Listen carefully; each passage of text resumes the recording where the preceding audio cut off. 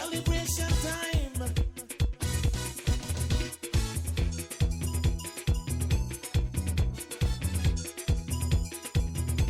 It don't matter what part of the jewel they come from. You da you and me da me. But guess what? All are we the one. See what I mean? Jump and shout all over the nation. We're breaking out with a new creation. Malaqui and Jameli Bedran left Belize in the 1980s to pursue further education in the United States of America. The sisters are from a family with deep roots in the Cayo district. Masad and Nazel Bedran are the cornerstone of the family, as they were the ones who settled the family in Belize. The family lives by the banner of faith, family, fortitude. The sisters sat down with our Belize Watch team to share their story. We will have that for you after this break to hear from our partners. I remember the days when trucks used to line up at the Guatemala border, and we could have only watch as they come in loaded with LPG and then left with we Belizean dollars. Things changed since, because the Belizeans they drive now, that we have the jobs, and are definitely proud to be able to keep me dollars home. Either Elvis Roaches and either one of the Belizean drivers for the National Gas Company. I haul butane from the new state-of-the-art terminal to the port of Big Creek. The hard work, but at the end of the day, I go home to my family and provide for them. Thanks to NGC, I did do my lead part to build my country. We the all Belizeans on this team, and we proud to work hard to deliver one product will last longer and give you more value for money. I proud to work at NGC, and for you we Belizean people. The National Gas Company Belize Limited, fueling Belize forward.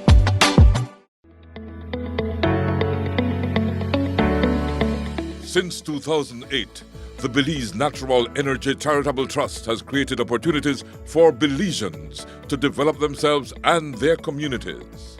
The trust employs tools that are intuitive, collaborative, and accessible so that every Belizean is empowered to achieve their full potential. Over 200,000 Belizeans have been impacted because of our various initiatives. The Belize Natural Energy Charitable Trust, empowering Belizeans of today to create the Belize of tomorrow.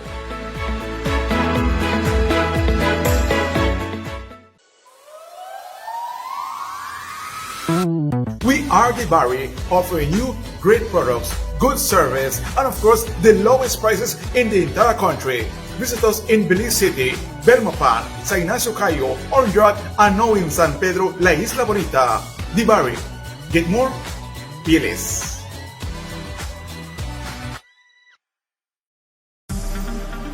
Shell V-Power, with 3 times more cleaning and friction-reducing molecules.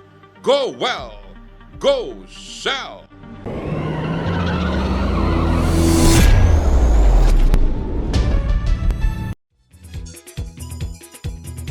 It don't matter what part of the jewel they come from. You da you and me da me. Still in the Miami area, I have the honor and privilege of talking with Malaqui and Jameli Bedran. And they live out here, of course, and good Belizeans, because Bedran, Bedran is a very well-known name in Belize. When I think of Bedran, I remember Iskander Bedran. I remember Halil Bedran, who I think you told me is your dad. I remember Amir Bedran. I remember so many Bedrans, So, and I know I better stop calling the names because they say, how can you not remember me, right? But I'm not sure if I had the pleasure of meeting you two ladies before, at least not like this, to learn about your lives. So, let's start off. The older one is Malaqui. So you're older? How much older than she? Good. Just 2 years. Not too bad. Not too bad, because I'm just 2 years older than my brother that follows me as well. So you see, we have something in common there, right? So, Malaqui, let's learn about you, right? Okay. Well, thank you so much for the opportunity, Renee, to be able to share my story with Belize.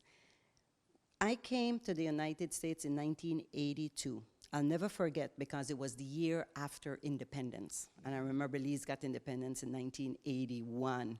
I'm so glad I didn't miss out on all those festivities. I think it was one of the best days in Belize. What do you remember of that day before we continue? I remember all the bands that came from Central America to play music, to do the dances, the steel drum band that came from Jamaica. It was like 100-man band. I will never, ever forget that. It was one of the most glorious days I remember of Belize. Let me see if I could jot a memory, right? Do you remember the Festival of Solidarity for the Independence of Belize that was held at the San Ignacio Hotel basketball court? Absolutely what I'm talking about. You remember the steel band that was there for that festivity? It was something I had never heard like that before. There were two, beside the steel band, there were two big things that happened there. Lord Lara came up with Tell Guatemala Leave Belize Alone, if you're going to remember. Absolutely. Right? Yeah. And also the group of Mancotal, Luis Enrique Mejia Godoy, group of Mancotal come up with Yala Fui Belize at the Festival of Solidarity at the San Ignacio Hotel, just to say, year of Belize's independence. You remember that? It was fabulous, absolutely. What a glorious day. Yeah. And you know what? And you know who I'm the MC? Who? You. Yeah, thank you. And guess what? I mean me. Guess what? September 21st is my birthday. You see, we have a lot of coincidences here with Malaqui. Right away, we have established how Belizean she is. Yes. She born on Independence Day, but long before Independence, though, right? Well, then check with me first, and I tell them September 21st. So Malaqui, well, let's say hi to Jameli. Jameli. Hey, Renee. Who is Jameli? You're twin sisters? I mean, Yeah. 2 years younger. No, I am 2 years younger, and I'm the middle child in the family. Yeah. How many siblings? It's 4 of us. My brother, the eldest, Halil, has passed on, and then it's 3 sisters that now reside here in South Florida. And you came at the same time with your sister? I came about a month after because my mom came up and put her in college, and then we followed like a month after and just moved up. I had just graduated high school, so I was able to just come up and not do junior college in Belize. Okay. Now, the big question would be, why, in 1982, why did you, a year after independence, decide to root up out of beautiful Belize, you know, and come to the United States? Not that the United States is, I'm not saying any worse than we are, but we are still beautiful Belize anyway. 1982, why would you choose to leave Belize and come to live in the United States?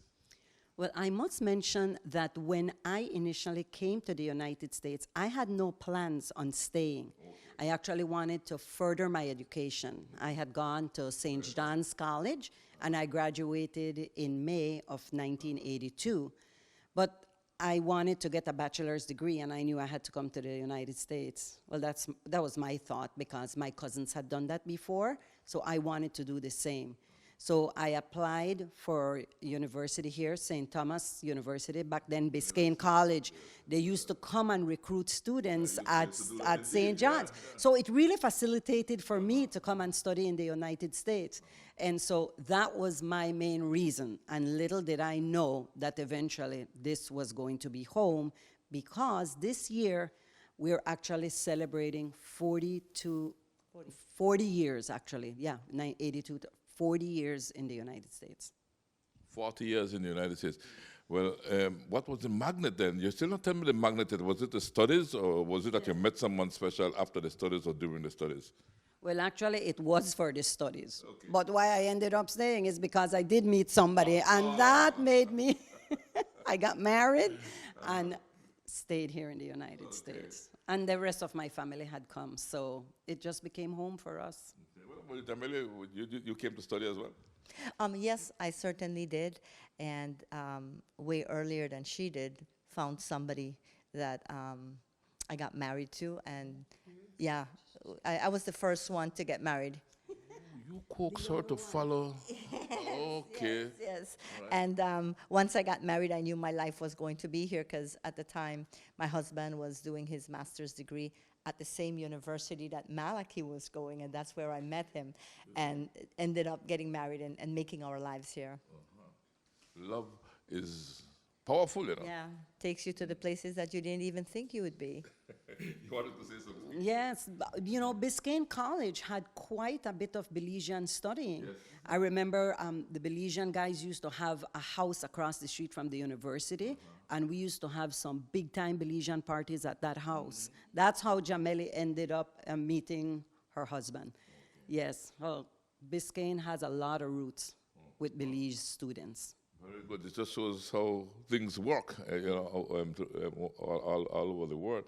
Now, before we continue with your life here in the United States, let's go to your early life in Belize, right? What was it like growing up in Belize for you? Oh my gosh, just that question fills my heart. I love Belize. I know so does my sister. And we find every reason and excuse to go back to Belize. You know, San Ignacio was such a small town. I think it was maybe 2,000 residents back in the 60s, 70s, 80s when we were growing up there. We went to Sacred Heart Elementary School, high school, because it was built around Sacred Heart Church, which was run by Catholics, and we're Catholics. So we went through that entire school system. And I am from the 1980 graduating class of Sacred Heart College. But there is something special about San Ignacio. I think even up to today, there is a sense of community in San Ignacio. And yet there is something vibrant that even when tourists come and visit San Ignacio, a lot of people will say, apart from the Keys, that is one of the most beautiful towns in Belize. I don't know if you know, but it's even been written up in CNN and other reviews that San Ignacio is one of the top places to retire. Yeah. San Ignacio, Santa Elena. Yes. The twin tongues of San Ignacio, Santa Elena. Yes, and nothing but great memories. For example, my dad taking us to the river by the Hawksworth Bridge to learn to swim. You know, when the carnival used to come from Mexico and set up by where the farmers market is, that used to be like Christmas when that circus used to show up. It was such a great event for a little town. They have managed, I think, San Ignacio very beautifully, whoever used to run San Ignacio back in the days. And I know that my family had a lot to do with, you know, the businesses and the prosperity and contributing towards the community of San Ignacio. What were your parents doing? What was Halil and his wife, your parents, what were they doing in San Ignacio? My father was a prominent businessman. He was one of the distributors of Coca-Cola and Pepsi for the local community. In addition, back then, he used to sell bolido. Yeah. And he had about 12 to 14 men and women employed from the local town that would go out and sell bolido. And in addition to that, he had a little bar that was very prosperous for him because of the British military that was based in San Ignacio. When they had their days off, that's where they would go and hang out and buy, you know, their adult beverages. And so my dad became a prominent businessman, and he dabbled a little bit here and a little bit there, but he was able to certainly afford to give us one of the most wonderful childhood that I mean, even looking at my kids, I always tell them I wish I could give them half of what I had as a childhood growing up in Belize. Yeah. Did you all listen to Radio Belize when you were growing up? Oh, we certainly did, absolutely. Yeah. Okay. I'm sure you know of Radio Belize for sure, because a lot of people from San Ignacio and from the San Ignacio area worked at Radio Belize. The first chief broadcasting officer was Everald Witt, who was also from San Ignacio, right? Yeah. And you had the great Eddie Seferino Coleman, which is from the Cayo district, right?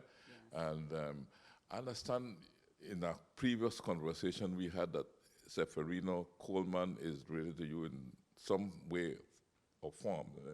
Tell me. Yes. My mom, her name is Felipa. She was known by Chush in Belize. She's from Benque, and her sister Carmen married my uncle Eddie Seferino. So he was my uncle. Panchita, she was known as Panchita. Absolutely. So that's how we're related through my mom's side. So Gerard is my cousin. Shout out to Gerard. Yeah. He's my cousin. Hi, Gerard. I hope you listen to this show, all right? Because we all remember Eddie Seferino Coleman and Panchita, right? And he will always talk about Panchita, you know, and in his shows, you know, he had a unique style of broadcasting, you know. Eddie Seferino Coleman was inimitable. You can't imitate him at all. He was one of a kind, right? And I'm sure you're aware of that. Any of his phrases you remember that he used to say off the top of your head? No, but the one thing that I do remember is that he would start his show with that song from Spyro Gyra. Yeah. I don't know the name of the song, but every time I hear that song, it's like I remember him starting his show. Yes, and I tell my family, oh, that song, I said, was the intro to my uncle's show on the radio. I was just talking about that the other day, actually, because it was on. But that ties our roots to Benke, because from my mom's side, actually, I was actually, you too, we were born in Benke. Yeah, both of us. Yes. Both of you were born in Benguet, Yes. Viejo del Carmen. Absolutely. Right. In a small clinic, Nurse Joyce was the nurse that ran the clinic, and I think it was missionary ran. And my mom, having her mom in Benque, chose to go to Benque to give birth to both of us. And Seferino would say de la bella isla de Benqueviejo del Carmen. And you ask him why you call it an isla. He said because it's an isla surrounded by water, the two rivers, the Mopan and the Macal, surround the whole area there. And then I think once we used to run joke and say it was Soldier song. But, you know, I forget how he used, that's why I asked you if you could remember his signature, his sign off. I can't say it, you know, even though I'm in broadcasting, I can't.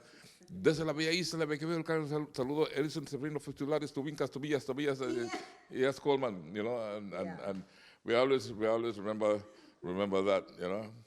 I started to work at Radio Belize in 1968 in January. Wow.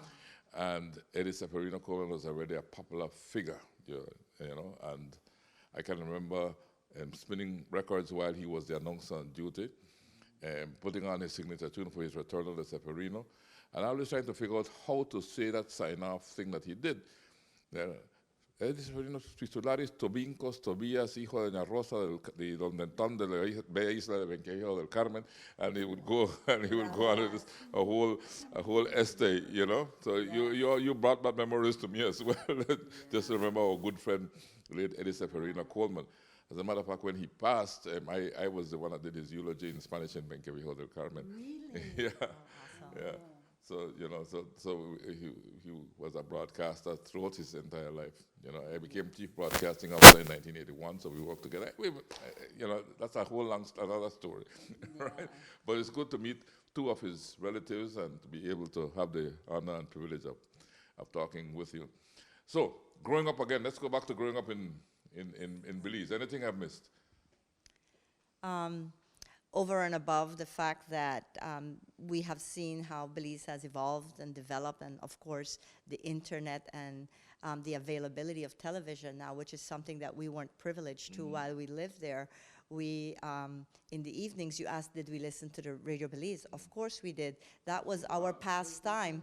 We would come in the evenings and play in the yard, and my mom had a little blue radio that she would turn on, and we would listen to Radio Belize. That was our television back then, because we weren't privileged. Belize hadn't, TV hadn't arrived to Belize. So all that adds to the uniqueness and the quality of the childhood that we had in Belize. So we used to hear whenever we said, this is Radio Belize, the voice of the new Central American nation of Belize in the heart of the Caribbean Basin. We unite to build a nation and we keep our dollars working at home when we buy Belizean products.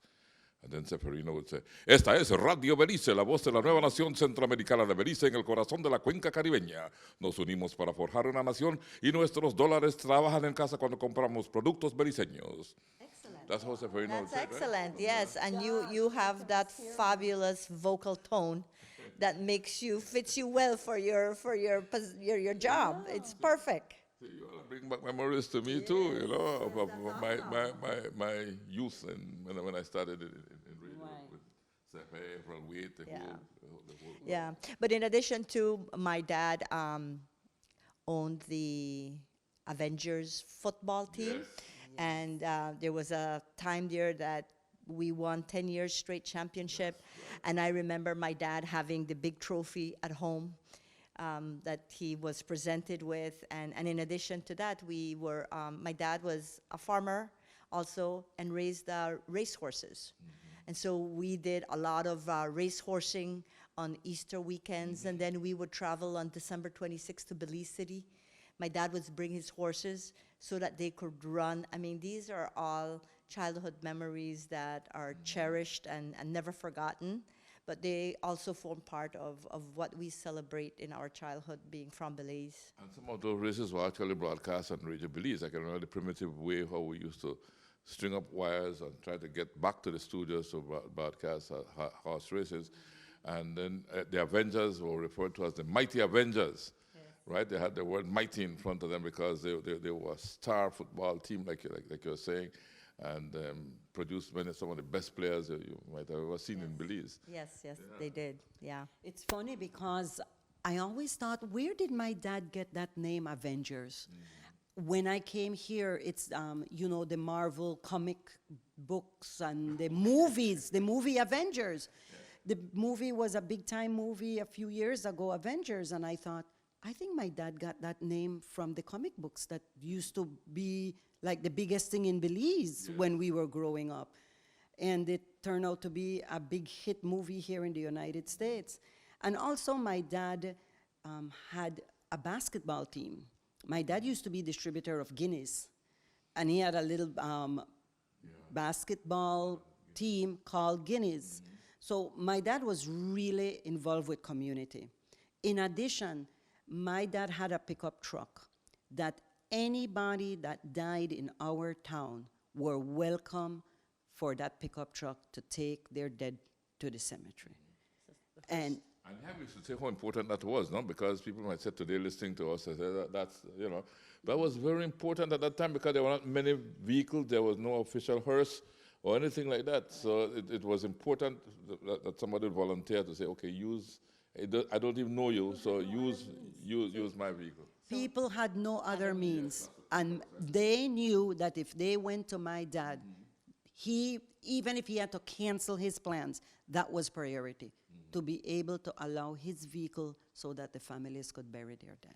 And here is something that her sharing that triggered my memory. When my dad passed away, and unfortunately he passed at a very young age, all the men in the community got together and they said they will not allow his casket to be put in a vehicle. They carried my dad's casket from the church to the graveyard on their shoulders because they felt that after he had driven most of those that had passed on before to the graveyard, that he was to be honored that way, and that.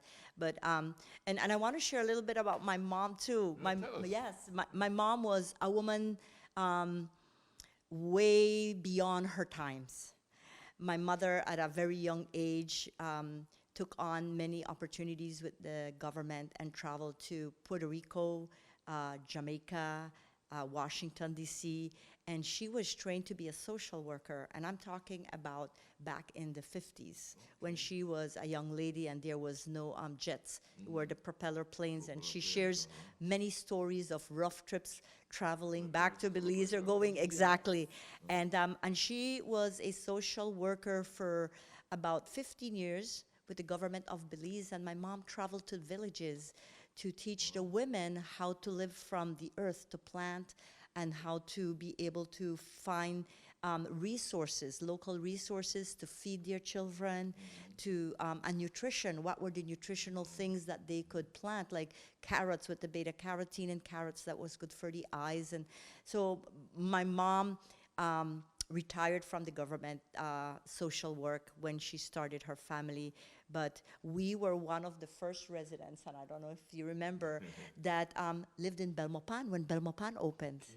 Because, again, my mom being a social worker and Belmopan became the hub of the government operations, my mom would travel from San Ignacio to Belmopan, and she eventually just got a home one of the first home on Kiskadee Street in Belmopan.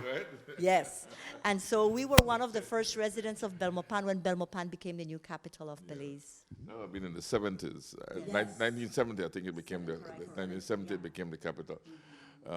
But the construction had already started way back in the 60s, 64, 65, somewhere. I can't remember the exact time. Yeah, but those are more like the governmental buildings, and then the residential component started, And I can remember the reluctance that there was among certain people to move to Belmopan because of, I don't know, whatever reason.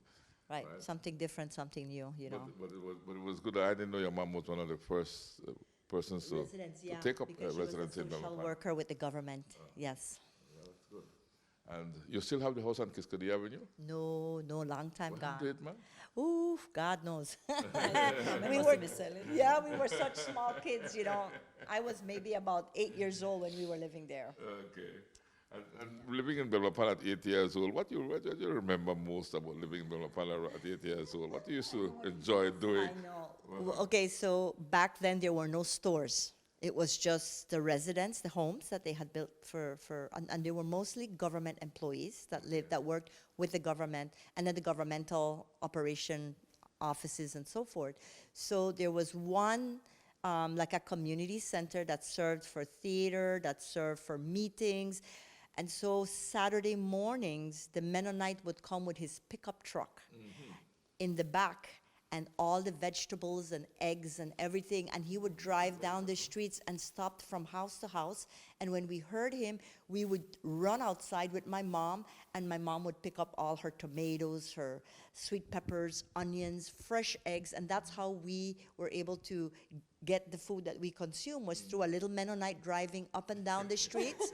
And that was our way of shopping back then. Yeah, and then eventually the market started growing, and it used the same spot like the theater. At night was a theater, and then during the day it became a market. Yes, so I'm talking like way back in the days. Back when. Yes. And you have the similar memories, or you have another memory you'd like to share with us? No, it was that was the highlight of our day. When that little truck would come, we would run outside like it was Christmas.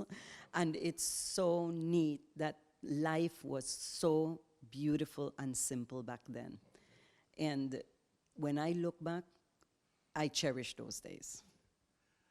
When we come back, the sisters talk about their professional lives. We take time out to thank the Ministry of Tourism and Diaspora Relations for their partnership. The future is ours. This is Belize. We welcome you back home, if only for a visit.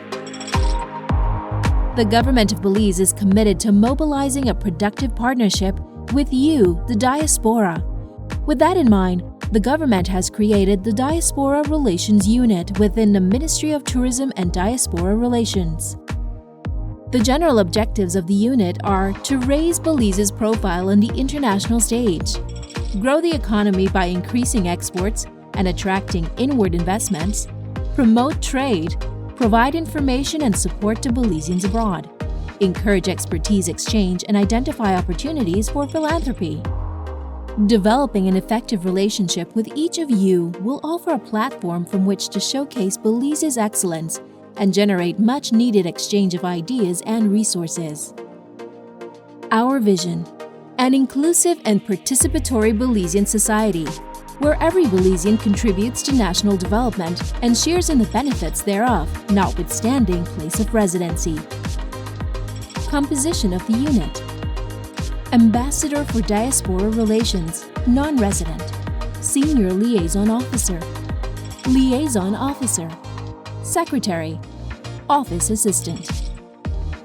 Knowing and understanding you is crucial to engaging effectively. You must be involved and included in the development of our country. We will engage you through our registry, online outreach, other initiatives, and awareness campaigns tailored to bringing you back home while enjoying the benefits offered. Empowering our diaspora includes mobilizing the transfer of skills and resources.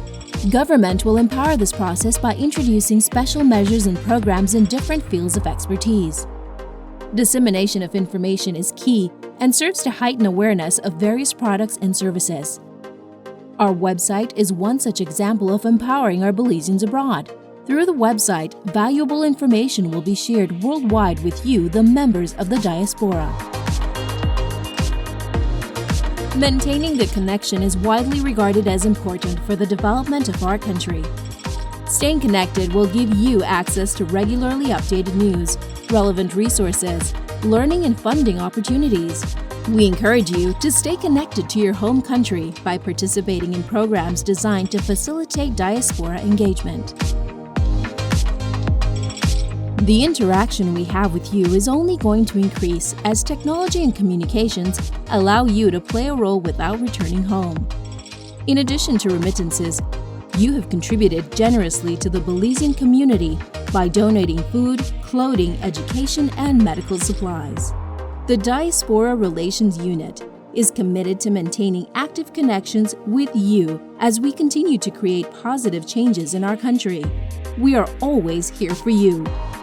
Visit our website at belizediaspora.bz or email us at diaspora.relations@tourism.gov.bz. I remember the days when trucks used to line up at the Guatemala border, and we could have only watch as they come in loaded with LPG and then left with we Belizean dollars. Things changed since, because the Belizeans they drive now, that we have the jobs, and are definitely proud to be able to keep me dollars home. Either Elvis Roaches, and either one of the Belizean drivers for the National Gas Company. I haul butane from the new state-of-the-art terminal to the port of Big Creek. The hard work, but at the end of the day, I go home to my family and provide for them. Thanks to NGC, I did do my lead part to build my country. We the all Belizeans on this team, and we're proud to work hard to deliver one product will last longer and give you more value for money. I proud to work at NGC, and for you we Belizean people. The National Gas Company Belize Limited, fueling Belize forward.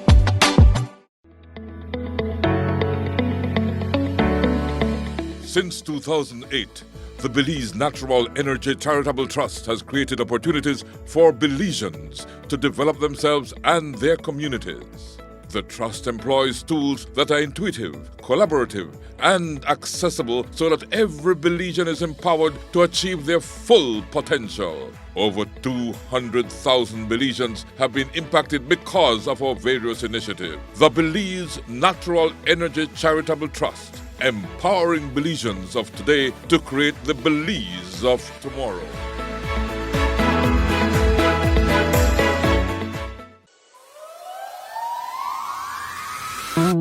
We are the Barry, offering you great products, good service, and of course, the lowest prices in the entire country. Visit us in Belize City, Belmopan, San Ignacio Cayo, Orange, and now in San Pedro, La Isla Bonita.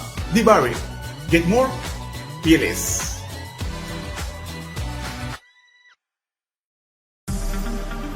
Shell V-Power, with 3 times more cleaning and friction-reducing molecules. Go well! Go Shell!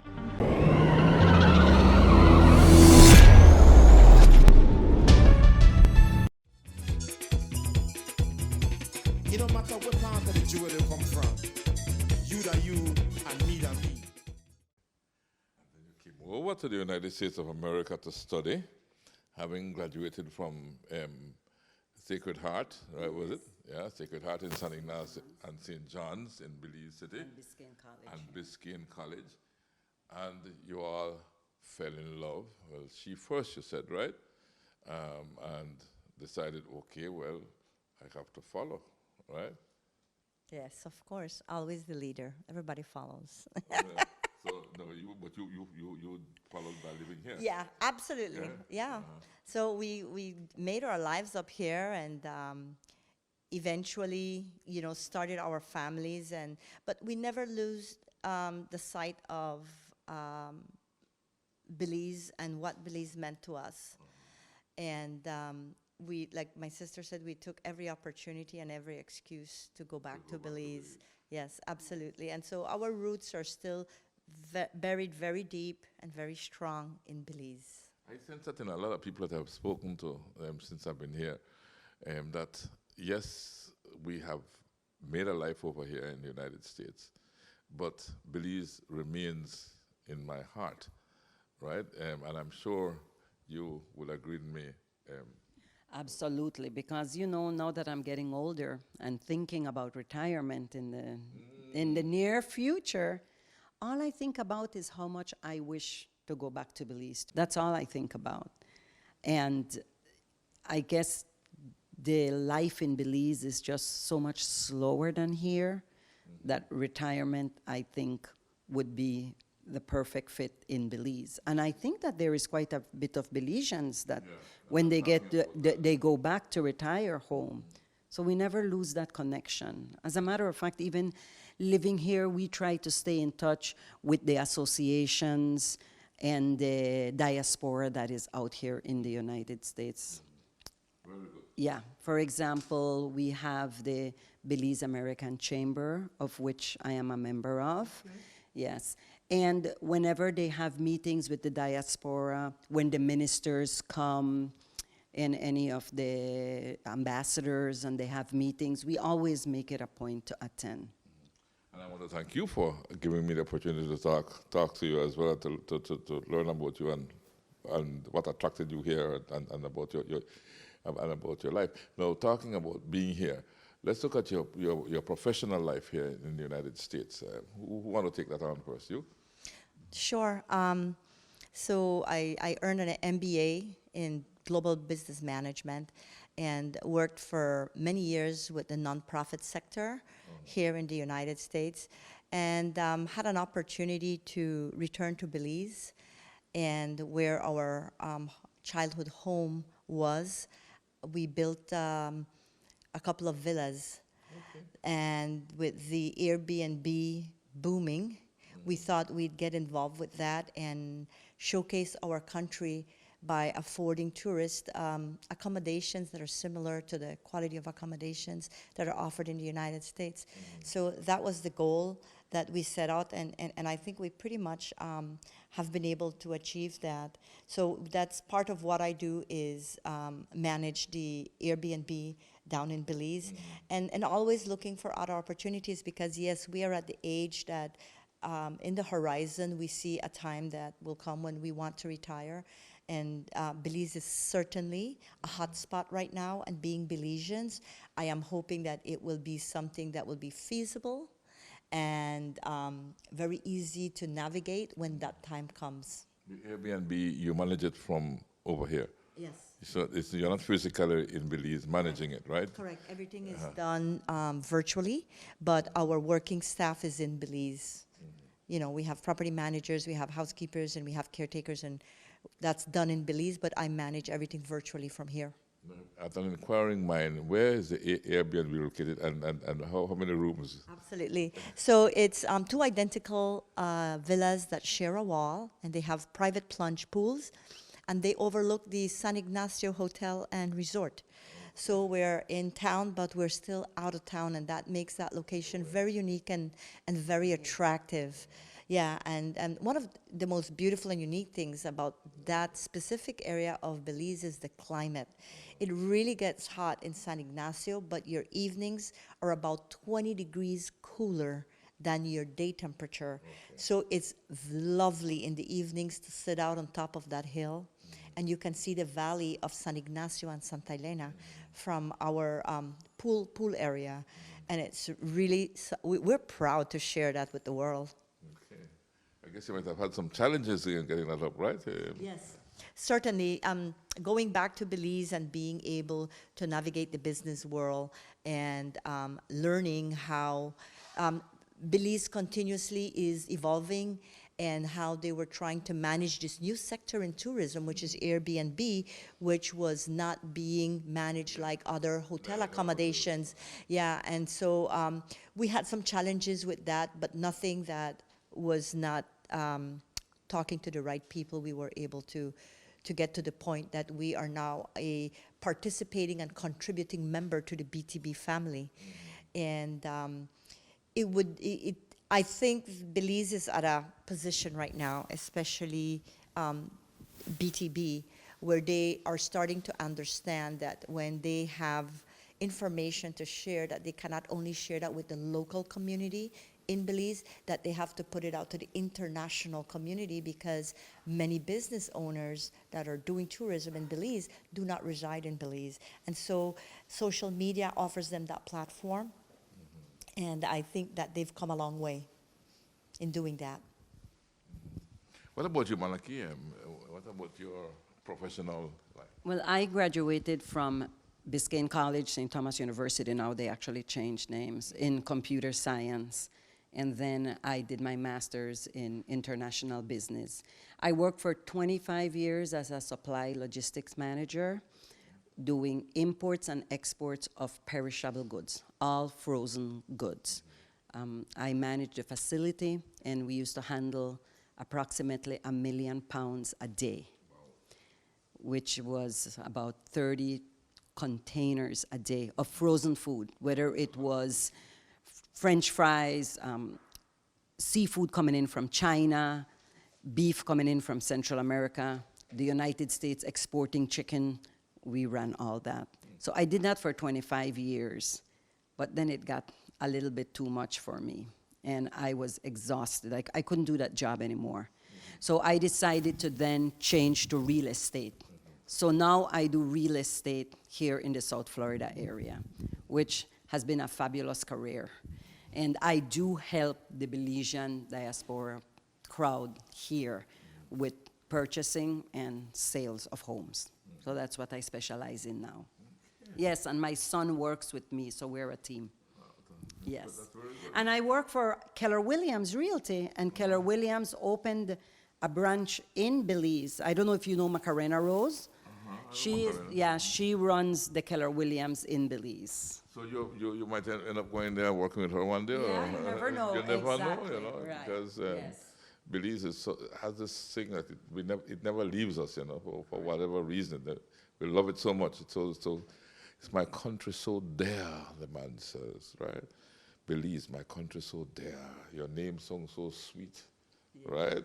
We experience, all of us experience that love for our country. Now, how do you see the diaspora working with Belizeans back home? Are you satisfied that there's a good connection, or are there ways we could improve our working relationship with our people back home? Well, we have the consulate here in South Florida that sends a monthly newsletter that gives a message from the Prime Minister and an update of everything that is going on. And the consulate office, which is located in Coral Gables, has really provided really good services for Belizeans here. For example, I needed to renew my passport, and I was able to get everything efficiently done through the office here. So with that communication, we really get updated with what's going on with Belize. And when PUP took over as the government, right shortly after, some of the ministers came here to have meetings with the diaspora to discuss how they want to strengthen the diaspora and how they're going to work to try to get the relationship between Belizeans abroad to their back home base. And I thought that was really good that they're trying to reach out to Belizeans. And they have done a good job with that. What is some of the advice that you would give to us or to the ministry, let's say to the ministry, on how to improve these relations as they have expressed a desire to do so? Well, one of the things that I would really want to bring up is that as I'm thinking about retiring to Belize, I'm going to have to send funds to Belize so that I can live with my money over there. And in order for me to open a bank account, I should get a social security number. I have my Belizean passport, my birth certificate. I have to tell you, to get the social security number has been nothing but hell. It is just unbelievable. The database that they have, sometimes the input was incorrect, and the girl locally in San Ignacio can make the corrections. They just tell you plain and straight, you have to go to Vital Statistics. How long ago was that experience?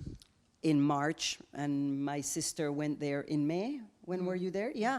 And it is just an unbelievable running around. They told me I had to get pictures, I had to do all this. I come back. Long story short, after all these visits and everything, I was unable to get my social security number. So a simplification of that process will assist tremendously in attracting more Belizeans from the diaspora back home. And when we go on vacation and we're trying to set up ourselves for all of this, we don't have 2 months to do this, but it almost seems like it would take that long because she couldn't communicate with vital statistics, even though I have my passport and my birth certificate with the way my name is spelled. But because somebody entered it wrong in their database, I now had to go way back to Belize City to vital statistics to get that E changed to an I, and I wasn't able to do it. So those are the uphill battles that really makes it difficult. Yeah. And we need to hear this, because the only way we will improve, the system is to hear about the weaknesses that the system has. So it's good that you speak about it. Yes, and yeah. Well, my experience, I was able to manage to open a bank account, and that was not easy either, because I didn't have an electricity bill, I didn't have a utility bill, and I felt like I had to bring my firstborn and offer it to the bank so that I could open an account.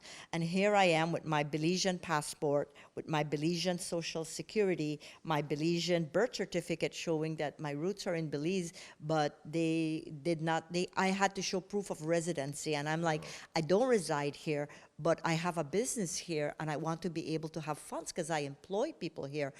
And so basically I had to get the construction site where I was going to build to be put in my name, to then have electricity put into my name, and just run around and do a million things to be able to comply with.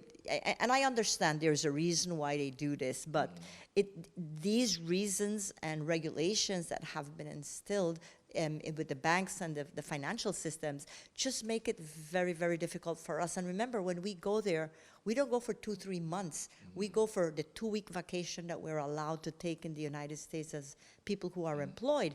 And so within 2 weeks, impossible to do the things that you want to be able to do.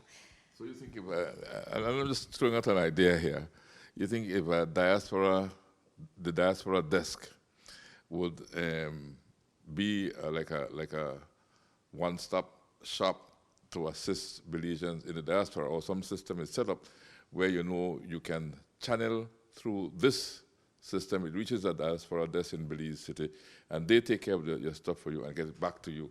You think something like that would work?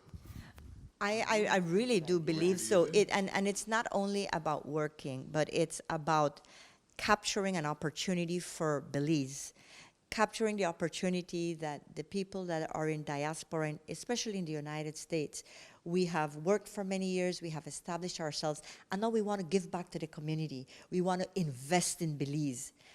Don't make it difficult for us to do that. And I cannot come, because I may not have $2-3 million to invest. I may just have a little, less than what a foreign investor can bring. Don't make it that difficult for me to be able to start something small or to just start a business, but bring back what we have worked for here to give back to Belize. I think we have to look at those areas to see how we can best improve the processes so that it's a welcoming experience and not an experience that leaves you with, whatever, forget Belize.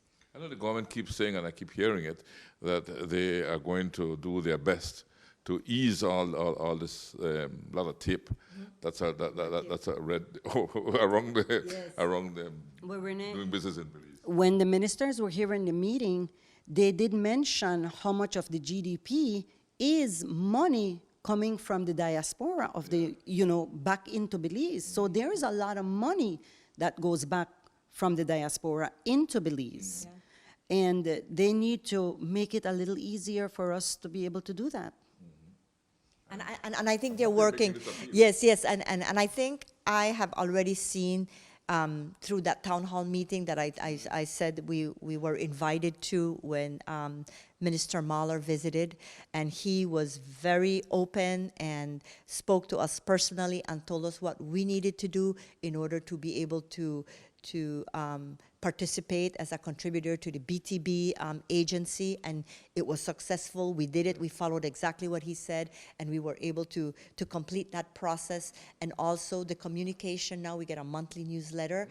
And also what I think is very important, they established a database and have everybody's name and contact information registered so that now they can easily send out communications to the diaspora. And the opportunity that can be presented to the diaspora can now be easily communicated. And I see progress. Okay. And it makes it, yes, and I've experienced it, and I think we are moving in the right direction. Because if the diaspora has a percentage in the GDP, that means that impacts the economy of Belize. And so if you make it where it's feasible, then you will see that growth. And the benefits are for Belize and the Belizean people. That's for sure. That's for sure. But I'm happy to hear then that there's improvement being seen and being felt by you all to reverse the experiences that you have had, and to make sure it doesn't happen to others in the future. It's good to know that steps are being taken in the right direction, because by all means it's supposed to be made easy. You shouldn't have a problem to go back and invest in your own country. Right. I know, right? That's crazy. Yeah. Right, especially when we have plans to do more in Belize. That's right. So we want, to see the change, not only for us, but everybody.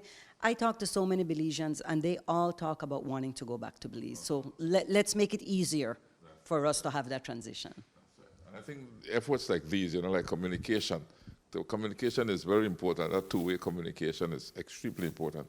It's important that the government and the people of Belize hear from you and how you feel over here, and that you as well know the situation there. And then communication really paves the way for moving forward, because then you know exactly how to move forward when you communicate them properly. So, I mean, thank you for being so honest and open. Yeah, absolutely. But I think Malaqui would like to share about her upcoming class reunion. Yes, She has a class reunion? Yes, September. to tell you. Tell me about this class reunion, One Malaqui. exciting thing that we're doing right now is my graduating class from 1980 from Sacred Heart College is having a class reunion September 16, 17, and 18 in San Ignacio. That's during the independence celebration. Yes, it is, right. And the sad part is that Orlando Harrison was the one that made a phone call and said, we're getting older. I don't know how much longer I have to live, he said, and I would love to see my classmates. I want to see all of you. So we started planning it, and Orlando died last week. And he did not make it to the September event, so we were really, really sad about that. But he is the reason why we're having this class reunion. Let's just say rest in peace, Orlando, because I attended his funeral, because I knew him very well, from starting of Big H, La Ruta Maya, and Vida Purify Water, etc., right down the road. And so, again, take the opportunity to sympathize with the Harrison family there in San Ignacio. But you will have the reunion, of course, in his more so than... That's exactly what happened. After that happened, the enthusiasm built up more, because really now we're going to have it in his memory. Because the whole thing was his idea. So we will have it in his memory for sure. What are some of the things you're looking forward going back with this reunion, besides meeting your friends, and so you're going to visit other areas of the country maybe you don't know? Or Actually, my time is very limited when I go there. I will only be there for 5 days, and I will just spend it in Cayo. Okay. Yeah. So we are looking for some of our teachers, if they're available, that taught us in 1980. I know we reached out to Deacon Cal Cathers. I don't know if you've ever met him. He was very influential in our days of our high school years.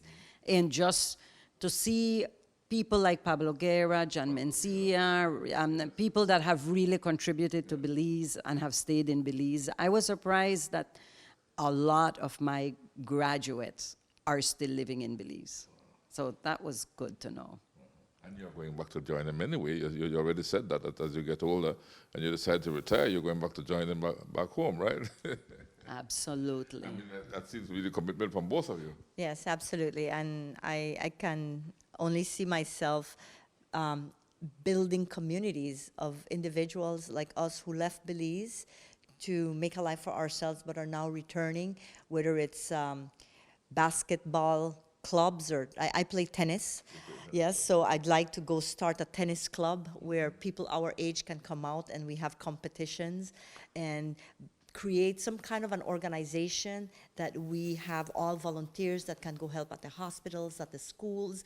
But a lot of the community-based efforts that I've experienced here, I would like to go introduce that to Belize so that retiring Belizeans can become active in their local communities even though they're retired. In our final segment, the Bedran sisters share their message to Belizeans. I remember the days when trucks used to line up at the Guatemala border, and we could have only watch as they come in loaded with LPG and then left with we Belizean dollars. Things changed since, because the Belizeans they drive now, and we have the jobs, and I'm definitely proud to be able to keep my dollars home. Either Elvis Roaches, and either one of the Belizean drivers for the National Gas Company. I haul butane from the new state-of-the-art terminal at the port of Big Creek. The hard work, but at the end of the day, I go home to my family and provide for them. Thanks to NGC, I did do my lead part to build my country. We the all Belizeans on this team, and we proud to work hard to deliver one product will last longer and give you more value for money. I proud to work at NGC, and for you we Belizean people. The National Gas Company Belize Limited, fueling Belize forward.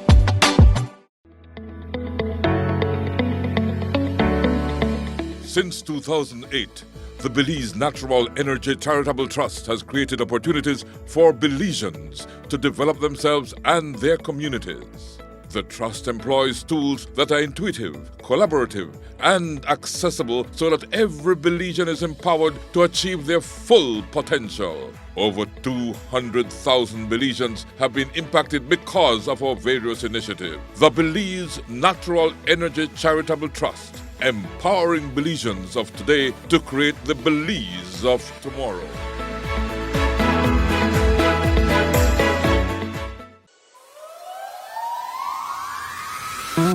We are Gibari, offering you great products, good service, and of course, the lowest prices in the entire country. Visit us in Belize City, Belmopan, San Ignacio Cayo, Orange and now in San Pedro, La Isla Bonita. Gibari. Get more? Be less.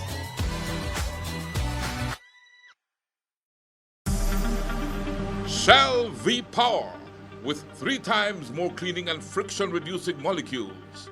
Go well! Go Shell!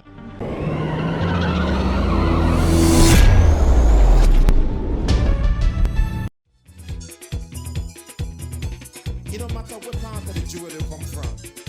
You that you and me that me. I want to give you, both of you, an opportunity to talk to your fellow Belizean, right? Direct. I mean, we have been holding this conversation, but just take a second. Think about what you would like to say to your fellow Belizean. Think about what you'd like to see happen in Belize, and just bring it out. I will just listen. Okay. All right, who wants to go first? I can go first. Okay. Okay. To my fellow Belizeans, you truly live in a jewel, in a paradise. We yearn to go back and be able to immerse ourselves back in our culture and the beauty of what our country and our people have to offer. As Belizeans returning to Belize ever so often, we see your growth. Even though you may think it's slow, we see it, we truly believe that it is growing and moving in the right direction. Especially I see it because my time is spent in San Ignacio, because that's where I'm from. The homes that are being constructed now are of a much better quality. The streets are of better quality for the infrastructure that's being improved on. Every day we see the changes. You're right, they might not be all the changes that we may want and at the rate that we may want, but we see them. enjoy every day that you have while living in Belize, because Belize has a uniqueness that you cannot duplicate anywhere. And to family and friends? To family and friends, I'm looking for the next excuse to come back home. Okay, Malaqui, you go ahead. To my Belizeans, I will say that I am proud to be a Belizean.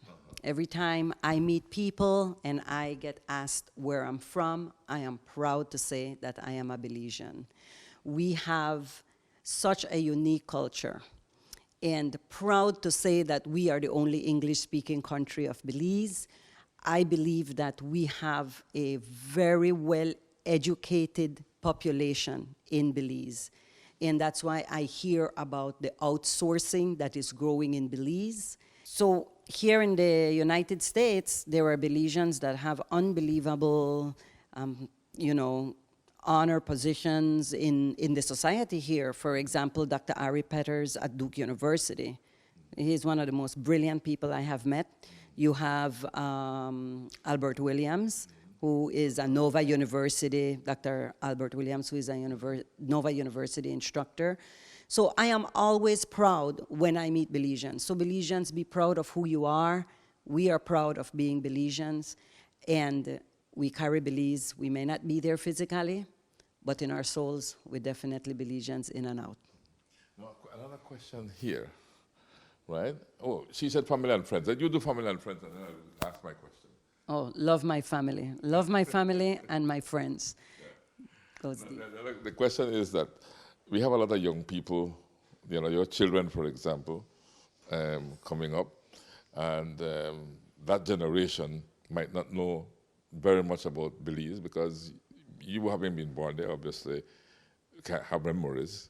They would not necessarily have anything that ties them to Belize except what you tell them or show them. What can we do to get this new generation interested in becoming a part of the development and overall goals that are set in Belize? Well, I have two sons. Jameli has a son. And the three of them got together and wanted to go invest in Belize. Okay. So we were encouraging them to do so. And we contacted Beltrade, which helps with foreign investors. But they soon realized that if you go invest in Belize, you have to have a lot of money. You can't start small. It really requires a lot of money. So maybe partnering with foreign investors to go back to their parents' homeland, reaching out to the diaspora, to Beltrade. I encourage them when they have town hall meetings here in the United States for them to come with us so that they can learn about the opportunities of Belize. So that's what I would say to parents from here that are living in the United States. When there is town hall meeting, they usually will go to the meetings.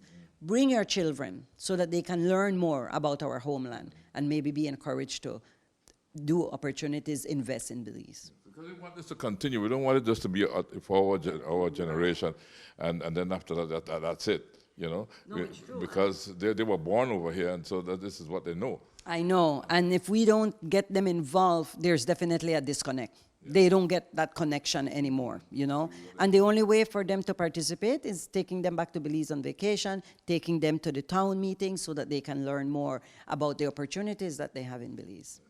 Well, our kids are part of the millennial generation, and the millennials are a movement that are going back to being more natural in terms of their food consumption.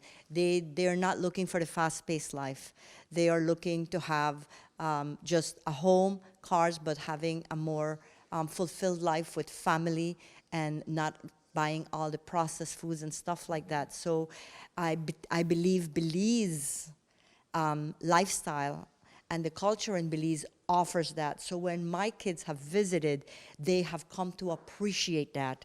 And I think that's something that we can definitely use, the simplicity of life in Belize, the quality of life in Belize, going to the fresh market, being able to buy the food that you're cooked that day straight from the farmers. I think they are looking for that lifestyle, and I think that is something Belize can easily sell to the millennial generation. Well said. Yeah. Well said. That's a very strong point, because Belize is unique when it's come to that. Everything natural. Yes. Right? Yes. That's something wonderful that Belize has to offer, right? Yes. The natural living, the more wholesome living. And these millennials love the wholesome living. And boy, Belize is really up there. Yeah. Go to the mountain pine ridge and breathe in the fresh air. Man, oh my goodness. In the fish nicer, the chicken nicer. The chicken nicer. It's not as processed as here, right? They grow chicken in 2 weeks here. Yeah. You could taste the difference. When we go to Belize and eat chicken, it totally tastes different from the United States. Yeah. So, Belize is Belize. It is. It is. And just like you, just like her, and the guy behind the lenses, that's one thing that we share, and that we're very privileged to be called Belizeans. Yeah, we are. Well, Malaqui and Jameli, I've certainly enjoyed this conversation with both of you. I want to thank you so much for talking with me, and I want to tell you how much I enjoyed the company.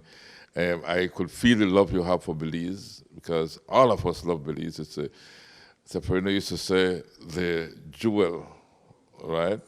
And so we all love that jewel that we have as a country, and the country of our birth, and Belize. So it's all about love, really, love of country. But before we go, let me give you an opportunity to say whatever is on your mind as we are about to wrap up our show. I love to share the fact that I am from Belize with all my friends and people that I meet here. I just hope that the Belizeans here in the United States keep coming out to support the Belizean things that we do. And I know that a famous Belizean here in our area is Mr. Ray Gongora. Yes. And you love Belize too? I know Ray loves Belize, and we're blessed to have him as a friend. And we heard that he's going to be going to Belize. I think Jameli knows a little bit more about what he's going to be doing there. And I just want to thank you, Renee, for the opportunity. We feel blessed to have been called upon to share our experiences here in the United States and how we feel about Belize. And obviously, we appreciate this opportunity, but also we want you to know how much we love our country. And que viva Belize. Of course, I totally agree with you, que viva Belize. And I'll tell you, Ray is really our executive producer here, because he's the one that tells us this time, that time, next time. So we want to thank Ray Gongora for all that he has done in making all this possible, because he's done quite a lot. As a matter of fact, we are sitting in his home right now, in his sitting room. Yeah. Right? Exactly. And yes, definitely have to shout out to Ray, that Ray has been the nucleus of the Belizean movement in South Florida. Yeah. All you have to say is Ray, and everybody that's any way or shape or form tied to Belize will know Ray. And we need more Rays. Yeah. In the diaspora, and he keeps us connected. And thanks to Love FM and Love Television for this opportunity for us to share our experiences and our view of Belize before and now. Thank you, Renee, for the opportunity. The pleasure is all mine, and thank you, ladies, again. Yes, continued success on the remainder of the members of the diaspora that you will be talking to. Okay, sure. And one thing, I heard that Ray is going to be in Belize for some comedy show. So I hope that they come out and support him. It's going to be for the here in August, right? Right here in August. Yes, so. As a matter of fact, this show will not have been aired yet, in all honesty, when his show is taking place. But we are actively promoting Ray's show. Wonderful. So the best to him, too. And thanks again. Okay. So, it's all about love, right? Yes. And because it's about love, we choose to love, right? Ellison Flowers is here too, with us, our good friend Ellison. That's him sitting right over there with that smile on his face, right? He's very camera shy, so we don't put him on camera because out of respect. But when he heard that we were coming to do these interviews, he says, I want to go too, right? So he himself is having a good time with us. And of course, my son Rene Jr. is here.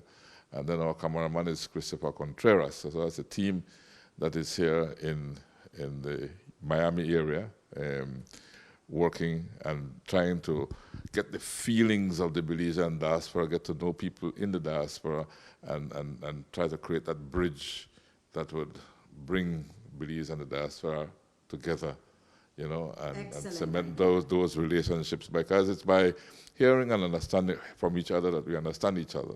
You all hear from us because you listen to the Belize radio stations, but it's rare when we back home hear from you, and so that's what we're trying to do here, to be that bridge that would connect both, right? So thank you again for accepting to talk to us. And it's all about love, right, Edison? Right? So what we say? Belize and beyond. Thanks for choosing love. Belize Watch. Knowledge of the past, impacting the present, building the future. Celebration time.